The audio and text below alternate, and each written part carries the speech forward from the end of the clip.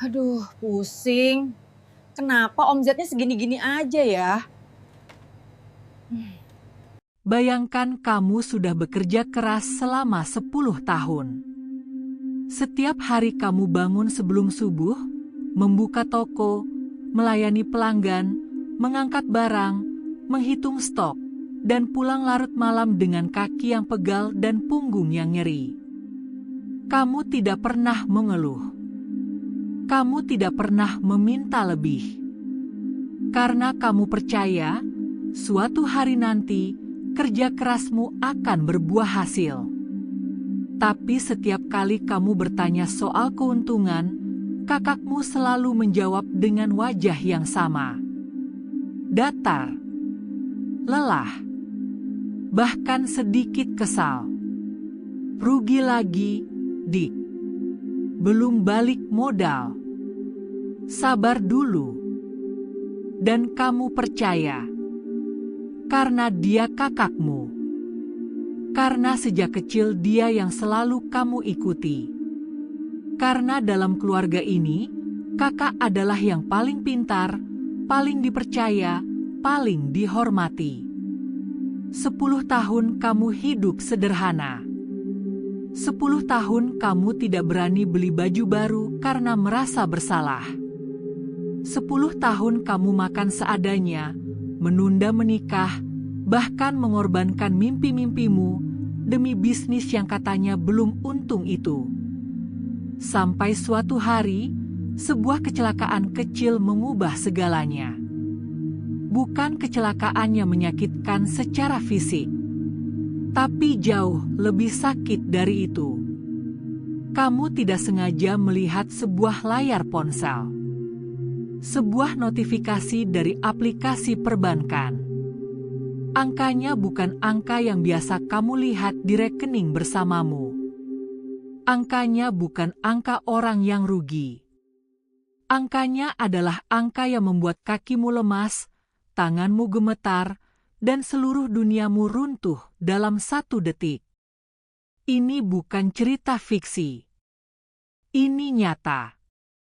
Ini terjadi di keluarga yang kelihatannya baik-baik saja dari luar. Ini terjadi di antara 2 saudara kandung yang tidur di bawah atap yang sama, makan dari meja yang sama, dan berdoa kepada Tuhan yang sama. Dan jika kamu pikir pengkhianatan paling menyakitkan datang dari musuh, kamu belum mendengar cerita ini. Tetap di sini. Karena apa yang akan kamu dengar hari ini akan membuatmu berpikir ulang tentang arti kepercayaan, keluarga, dan kejujuran. Sebelum kita masuk ke dalam ceritanya, ada satu hal kecil yang ingin aku minta darimu. Jika kamu baru pertama kali singgah di channel Kisah Hati Orang Tua, selamat datang. Di sini, kami menceritakan kisah-kisah nyata yang mungkin tidak pernah kamu temukan di tempat lain. Kisah tentang keluarga, tentang luka yang disimpan rapat-rapat, tentang cinta yang kadang datang dalam bentuk yang menyakitkan, dan tentang orang-orang biasa yang berjuang dengan cara yang luar biasa. Kalau cerita ini menyentuh hatimu, tolong klik tombol like sekarang.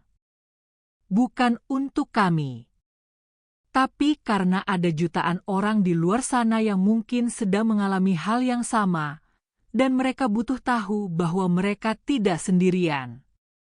Subscribe juga dan aktifkan loncengnya agar setiap kali kami hadirkan kisah baru, kamu tidak ketinggalan.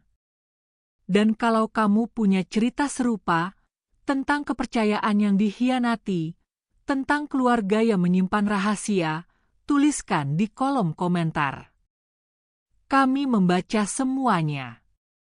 Sekarang, mari kita mulai. Namanya Ratih. Anak bungsu dari 4 bersaudara, lahir di sebuah kota kecil di Jawa Tengah yang udaranya selalu berbau tanah basah setelah hujan. Ayahnya seorang pedagang sembako yang tidak kaya, tapi tidak pernah membiarkan anak-anaknya tidur dengan perut kosong. Ibunya perempuan tangguh yang selalu bangun pertama dan tidur paling akhir di rumah itu. Ratih tumbuh menjadi anak yang penurut, yang pendiam, yang lebih suka mengamati daripada berbicara.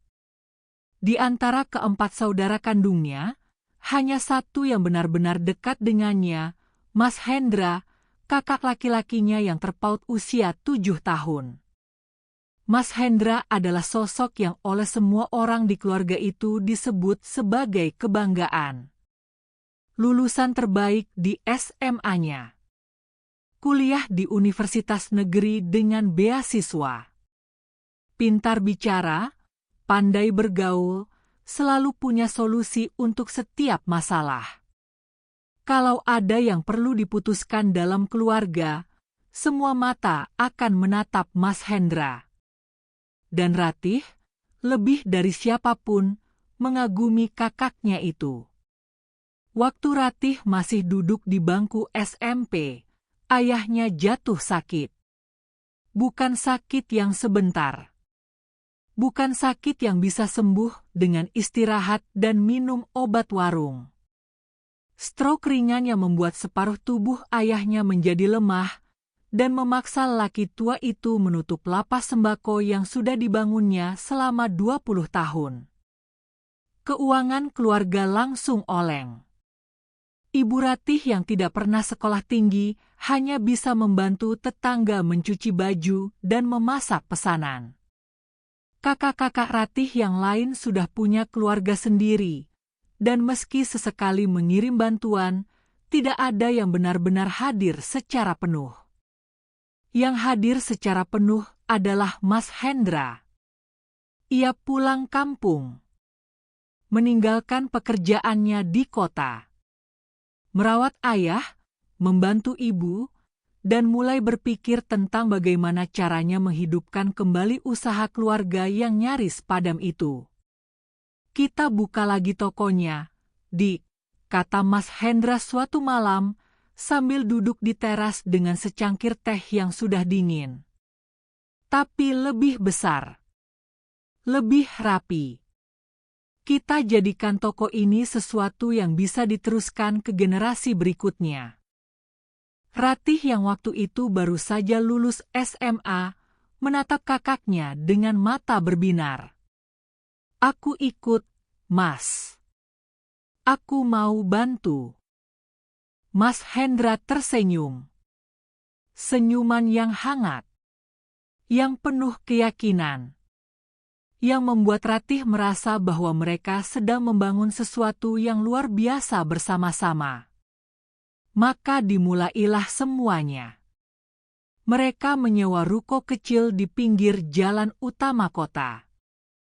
Modal awal dikumpulkan dari tabungan Mas Hendra, ditambah sedikit uang yang ayah mereka simpan di bawah kasur, uang yang katanya untuk keperluan darurat. Ratih tidak punya banyak tabungan, tapi ia punya tenaga, waktu, dan tekad yang tidak terbatas. Tidak ada perjanjian tertulis. Tidak ada akta notaris. Tidak ada pembagian saham yang jelas. Karena siapa yang memikirkan hal-hal seperti itu ketika yang kamu percaya adalah kakak kandungmu sendiri? Toko itu mereka beri nama sederhana, menggunakan inisial nama keduanya. Sebuah nama yang terdengar seperti janji. Seperti persatuan. Seperti dua orang yang akan berjalan bersama kemanapun angin membawa mereka. Bulan pertama berjalan berat. Wajar, setiap usaha baru selalu begitu. Pelanggan belum tahu, stok sering kurang pas, sistem pembayaran masih manual dan berantakan. Ratih belajar semua dari nol. Cara menghitung stok, cara melayani pelanggan yang rewel, cara menegosiasikan harga dengan supplier. Tapi ia tidak pernah mengeluh. Karena Mas Hendra selalu ada. Selalu punya jawaban. Selalu tahu apa yang harus dilakukan. Kita lagi membangun fondasi, Dik. Fondasi yang kuat itu butuh waktu. Sabar, ya. Dan Ratih, dengan segenap kepercayaan yang ia miliki, mengangguk. Ia tidak tahu bahwa kata sabar itu akan ia dengar selama 10 tahun ke depan. Dalam konteks yang sangat berbeda dari yang ia bayangkan malam itu. Tahun pertama berlalu. Kemudian tahun kedua. Ketiga. Keempat. Toko mereka tumbuh. Bukan tumbuh kecil-kecilan, tapi tumbuh dengan cara yang bisa dilihat oleh siapa saja. Pelanggan makin banyak. Stok makin beragam. Mereka membuka cabang kedua di tahun keempat dan cabang ketiga di tahun keenam. Nama toko mereka sudah dikenal di kota itu. Bahkan beberapa distributor besar datang sendiri menawarkan kerjasama. Dari luar, semua orang melihat dua bersaudara yang berhasil membangun bisnis keluarga yang kokoh.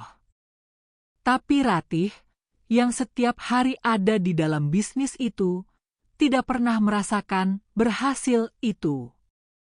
Setiap kali ia bertanya soal keuntungan, Mas Hendra selalu punya penjelasan. Dan penjelasannya selalu masuk akal. Itu yang paling berbahaya, penjelasan yang masuk akal. Kita lagi ekspansi, Dik. Uangnya diputar lagi ke modal. Tahun ini ada pajak besar yang harus dibayar. Jadi kelihatannya minus. Supplier kita naik harga semua. Marin kita tipis banget sekarang. Ada utang yang harus kita lunasi dulu sebelum kita bisa ambil keuntungan. Ratih mendengarkan. Mencatat. Berusaha memahami. Ia bukan lulusan ekonomi, bukan akuntan, bukan orang yang paham laporan keuangan. Setiap kali ia mencoba membaca catatan yang Mas Hendra tunjukkan, kepalanya pusing. Angka-angka itu tampak nyata. Tampak profesional. Dan selalu berakhir pada kesimpulan yang sama, belum untung. Jadi Ratih terus bekerja. Ia yang datang paling pagi. Ia yang pulang paling malam. Di hari Lebaran sekalipun, Ratih masih di toko, melayani pembeli yang membeli parsel dan kebutuhan hari raya. Sementara Mas Hendra pulang lebih awal dengan alasan ada urusan keluarga. Gaji? Ratih tidak pernah menerima gaji resmi. Yang ada hanya uang saku yang diberikan Mas Hendra setiap awal bulan. Jumlahnya cukup untuk makan, bayar kos, dan sesekali beli kebutuhan pribadi. Tidak lebih. Nanti kalau bisnis sudah stabil, kita bagi hasilnya beneran, Dik. Sekarang kita tahan dulu semua di dalam perusahaan. Ratih mengangguk lagi. Di tahun kelima, ada seorang pria yang ingin melamarnya. Nama lelaki itu Budi, karyawan di perusahaan logistik, sederhana tapi serius. Ratih suka padanya. Tapi ketika Budi membicarakan soal menikah, Ratih merasa gamang. Aku belum punya apa-apa, Bud. Bisnis aku sama kakak belum jelas keuntungannya. Aku nggak mau menikah dalam kondisi begini. Budi menunggu. Setahun. 2 tahun. Tapi ketika di tahun ke-7 Ratih masih mengatakan hal yang sama, belum ada hasil, sabar dulu, Budi akhirnya pergi. Ratih menangis malam itu. Bukan karena kehilangan Budi saja. Tapi karena ia sadar ia sudah mengorbankan sesuatu yang tidak bisa dikembalikan, waktu, cinta, dan kesempatan demi sesuatu yang katanya belum berhasil. Namun keesokan harinya ia tetap membuka toko. Karena ia tidak tahu harus kemana lagi. Di tahun ke-8, ibu mereka sakit. Tidak parah, tapi butuh biaya. Ratih yang langsung panik menghubungi Mas Hendra. "Mas, kita perlu uang buat biaya pengobatan ibu. Bisa kita ambil dari kas toko?" "Aduh, Dik, lagi susah ini. Kita lagi bayar cicilan renovasi cabang ketiga. Coba kamu minta ke Mas Agus atau Mbak Sari dulu." Ratih terdiam. Ia yang bekerja setiap hari di bisnis yang belum untung itu, harus meminjam uang dari saudara lain untuk mengobati ibunya. Tapi ia tetap diam. Karena dalam keluarga ini, Mas Hendra adalah yang paling dipercaya.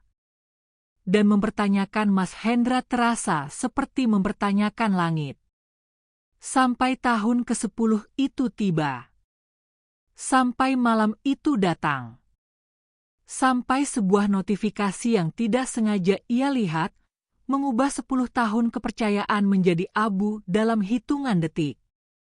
Itu adalah malam Jumat yang biasa.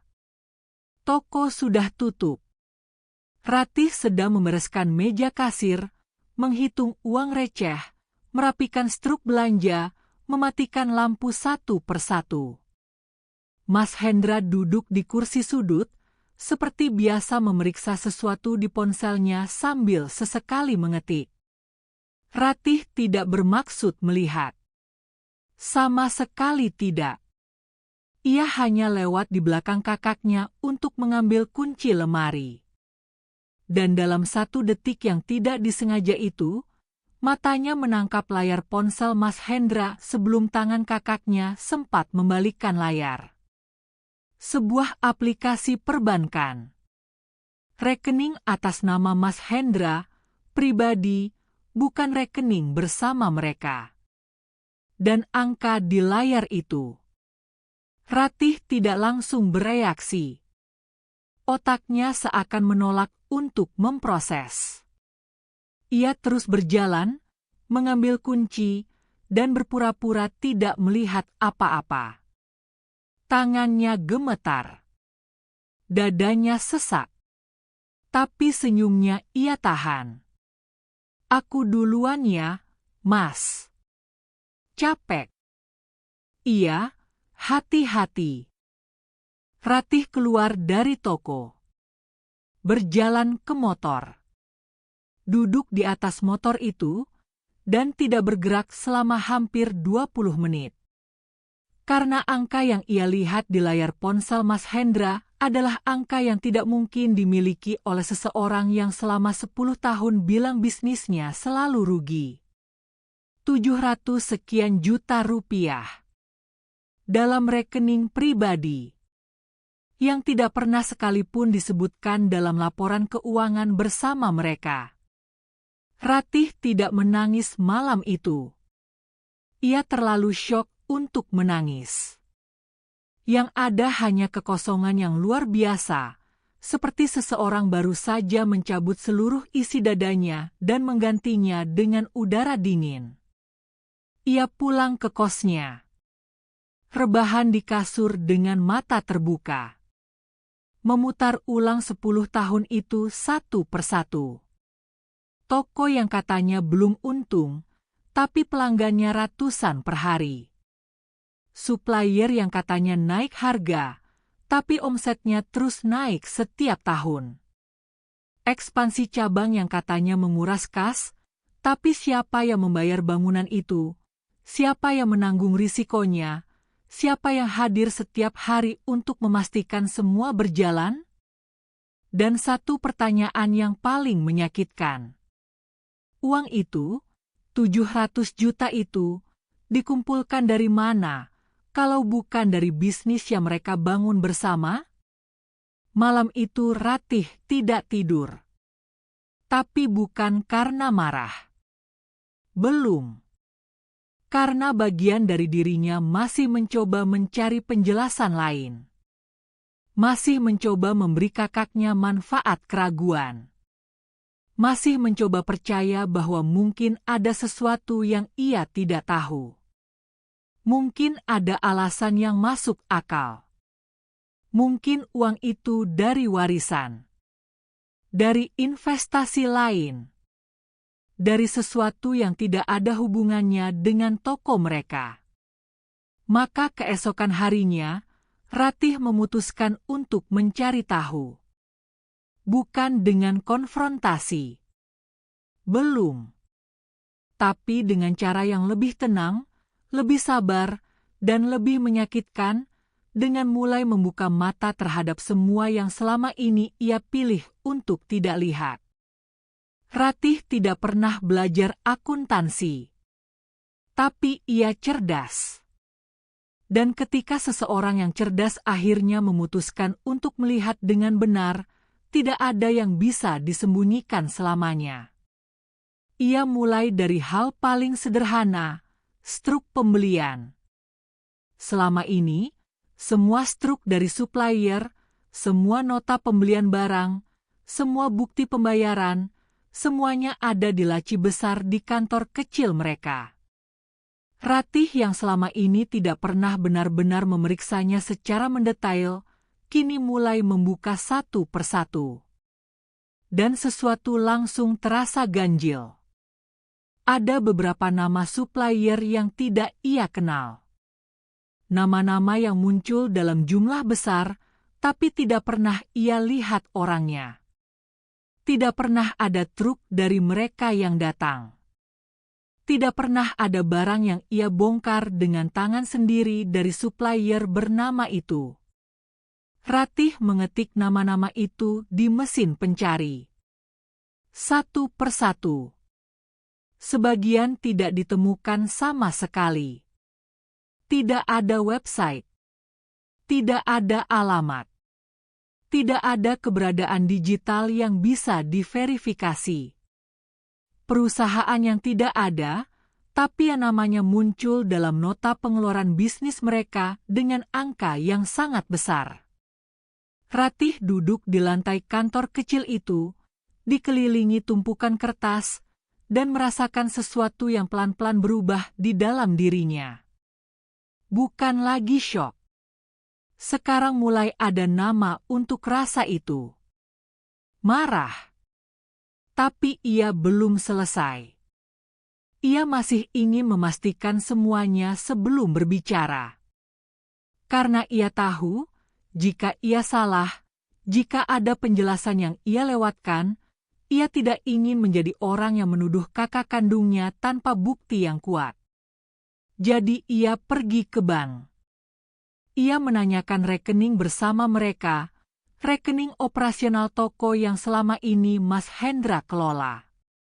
Dengan dalih bahwa ia perlu data untuk keperluan pajak, ia berhasil mendapatkan mutasi rekening 6 bulan terakhir. Dan di situ, gambar itu menjadi semakin jelas.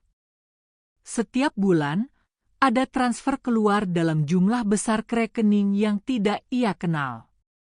Dengan keterangan yang berbeda-beda, pembelian stok, biaya operasional, pembayaran jasa, tapi polanya sama. Terjadi di tanggal yang sama setiap bulan.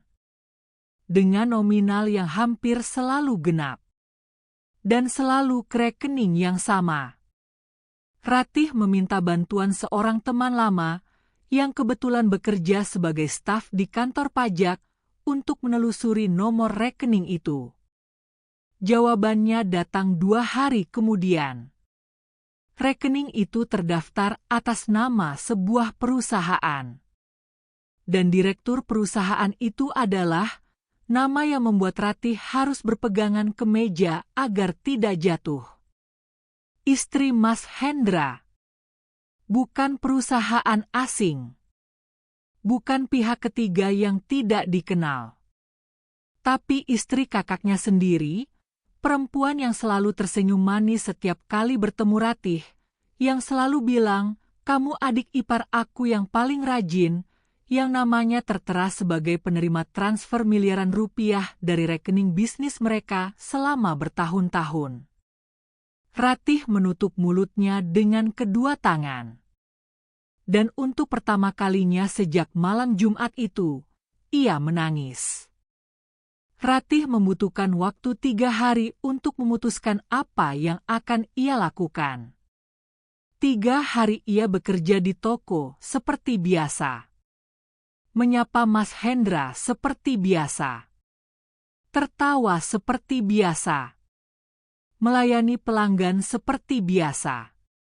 Sementara di dalam dadanya, ada badai yang ia tahan dengan sekuat tenaga. Ia sempat berpikir untuk pergi ke polisi langsung.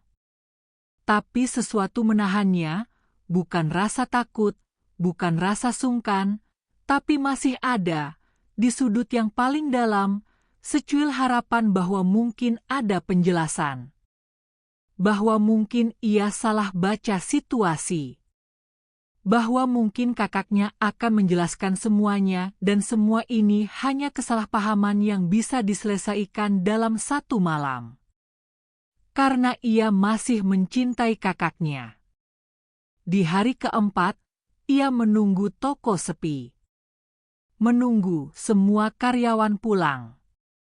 Menunggu hanya ada mereka berdua. Lalu ia meletakkan 1 map di atas meja. Map berisi printout mutasi rekening, fotokopi nota supplier yang tidak jelas, dan nama perusahaan milik istri Mas Hendra. Mas, kita perlu ngobrol. Mas Hendra melihat map itu. Sedetik ia diam. Dan Ratih, yang selama bertahun-tahun belajar membaca wajah kakaknya, melihat sesuatu yang tidak pernah ia lihat di sana sebelumnya. Kepanikan. Hanya sesaat. Lalu diganti dengan ekspresi yang Ratih juga kenal dengan sangat baik.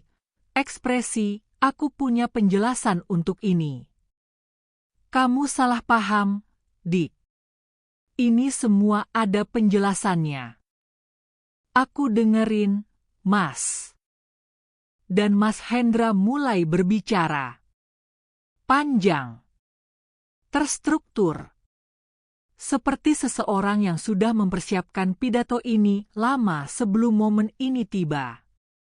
Ia bercerita tentang utang lama yang tidak pernah ia ceritakan. Tentang investasi yang gagal. Tentang cara ia memutar uang untuk menyelamatkan bisnis mereka dari kebangkrutan yang katanya hampir terjadi 3 kali. Ratih mendengarkan. Tanpa memotong. Sampai selesai. Lalu ia bertanya 1 pertanyaan. Mas tahu berapa total yang ditransfer ke rekening perusahaan punya istri Mas selama 10 tahun ini? Keheningan. Aku sudah hitung, Mas. 2,3 miliar. Mas Hendra tidak menjawab. Dan rekening pribadi Mas yang aku lihat tidak sengaja minggu lalu, itu juga bukan uang yang muncul dari langit, kan, Mas? Masih tidak menjawab. Ratih tidak berteriak. Tidak melempar barang. Tidak menangis di depan kakaknya. Ia hanya menutup map itu pelan-pelan, berdiri, dan berkata dengan suara yang lebih tenang dari yang ia sangka bisa ia keluarkan. Aku akan pulang sekarang. Besok aku akan menemui pengacara. Dan ia keluar dari toko itu. Menutup pintu pelan. Di luar, langit baru saja mulai hujan. Yang tidak pernah Ratih bayangkan adalah betapa menyakitkannya babak selanjutnya. Bukan proses hukumnya. Bukan perjuangan mendapatkan haknya kembali.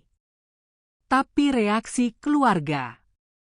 Kabar tentang konfrontasi itu menyebar cepat, Mas Hendra yang menyebarkannya terlebih dahulu dengan versinya sendiri. versi di mana Ratih digambarkan sebagai adik yang tiba-tiba menjadi gila, yang salah paham, yang terpengaruh orang luar, yang mau menghancurkan keluarga demi uang. Kakak-kakak yang lain menghubungi Ratih satu persatu, dengan nada yang semakin lama semakin tidak menyenangkan. "Dik Ratih, kamu ini kenapa sih? Urusan keluarga kok dibawa ke pengacara? Mas Hendra itu yang paling banyak berkorban untuk keluarga ini. Kamu apa-apaan menuduhnya seperti ini? Mama sampai sakit lagi gara-gara ini. Kamu nggak kasihan?" Yang paling menyayat hati adalah ketika ibunya menelepon. Suara perempuan tua itu gemetar, bukan karena marah, tapi karena bingung dan sedih. "Ratih, sudah ya, Nak. Maafin Mas Hendra. Kita selesaikan baik-baik. Jangan sampai kalian ribut gara-gara uang." Gara-gara uang.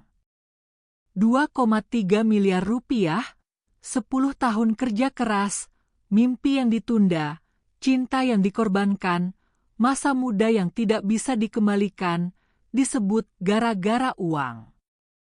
Ratih duduk di kamarnya dan menyadari sesuatu yang pahit.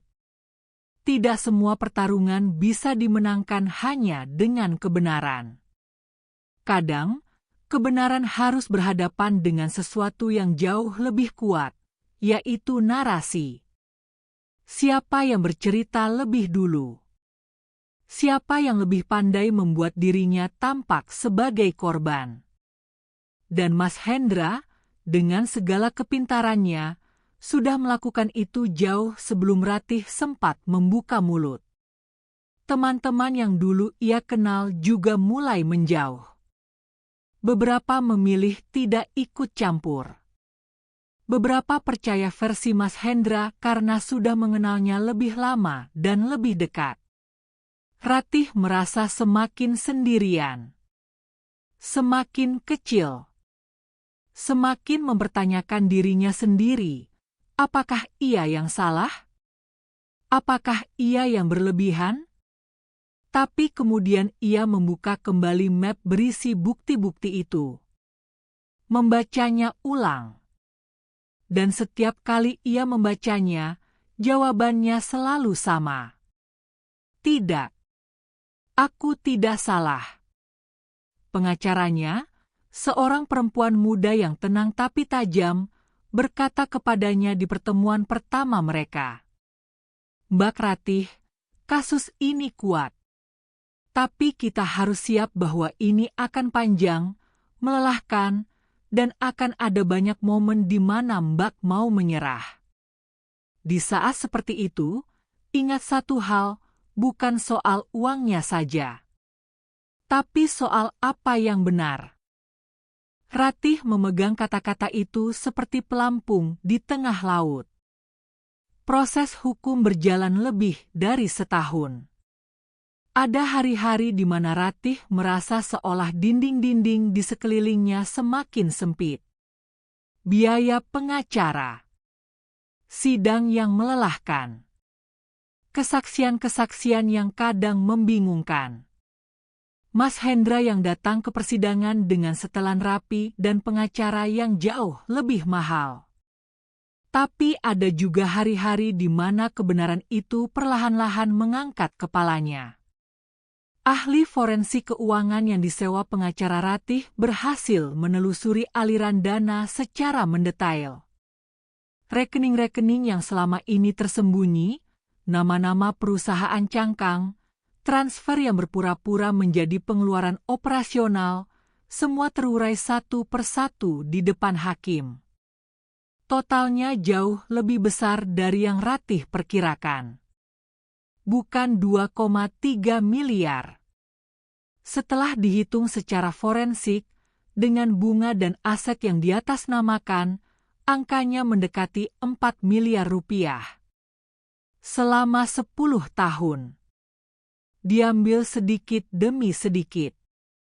disamarkan dengan sangat rapi oleh seseorang yang sangat pintar dan sangat sadar bahwa yang ia tipu adalah adik kandungnya sendiri yang terlalu percaya untuk curiga.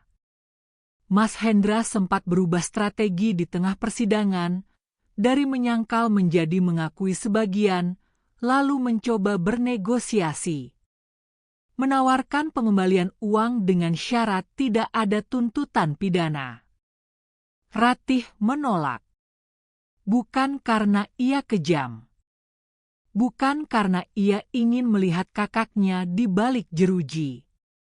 Tapi karena pengacaranya benar, ini bukan soal uang saja. Ini soal apa yang benar.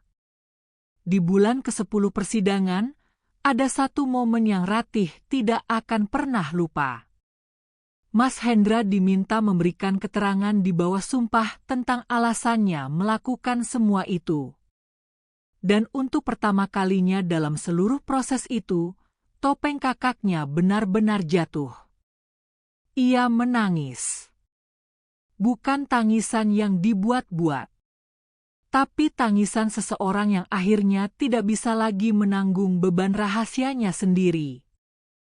Ia mengakui semuanya. Bahwa ia mulai mengambil uang di tahun kedua, awalnya hanya sedikit untuk biaya mendesak. Bahwa ia kemudian tidak bisa berhenti karena sudah terlanjur, dan setiap tahun jumlahnya bertambah. Bahwa ia takut mengakui karena malu. Bahwa ia tahu apa yang ia lakukan salah, tapi ia terus melakukan karena Ratih tidak pernah bertanya.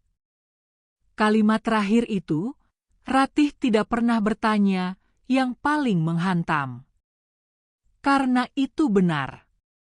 Ratih tidak pernah bertanya. Karena ia percaya. Dan kepercayaan itu, tanpa sadar, telah menjadi izin yang tidak pernah Ratih berikan. Putusan hakim jatuh 3 bulan kemudian.